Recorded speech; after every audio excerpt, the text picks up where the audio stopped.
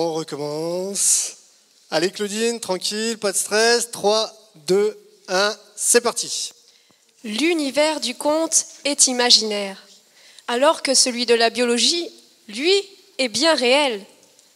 Et pourquoi pas mettre en relation ces deux univers ? Je vous invite à entrer dans le pays merveilleux du muscle. Il était une fois au pays du muscle un royaume rouge, constitué de millions de cellules rouges. Prospérité et paix régnaient au sein du pays. Les cellules rouges dormaient sereinement. Jusqu'au jour où une blessure maléfique réveilla les cellules rouges qui se transformèrent en nouveaux muscles pour combler la blessure. Et c'est ainsi que la paix au sein du pays musculaire fut restaurée jusqu'à l'arrivée du prochain maléfice. L'histoire que je viens de vous raconter est composée de tous les éléments classiques d'un conte, avec le lieu merveilleux qui est le muscle, le personnage principal, le royaume rouge, l'élément perturbateur, la blessure, et enfin la situation finale heureuse, la guérison du muscle. Cependant, le conte est incomplet.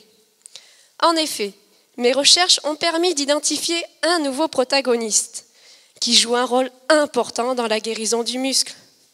Il s'agit du royaume jaune, constitué de millions de cellules jaunes. Voici en avant-première la nouvelle version du conte.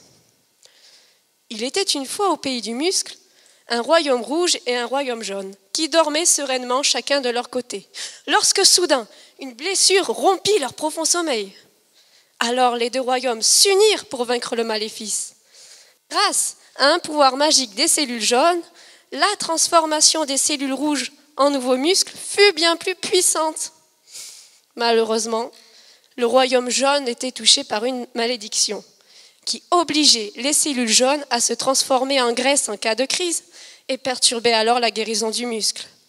Mais pour contrer cette malédiction, un pouvoir magique des cellules rouges empêcha la transformation des cellules jaunes en graisse. Et c'est ainsi que le pays musculaire guérit sans graisse et que les peuples jaunes et rouges vécurent heureux jusqu'à l'arrivée du prochain maléfice.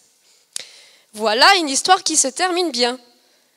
Malheureusement, il manque encore quelques détails dans le chapitre 3, qui décrirait la nature des échanges entre les deux royaumes. Et c'est justement la dernière mission de ma thèse.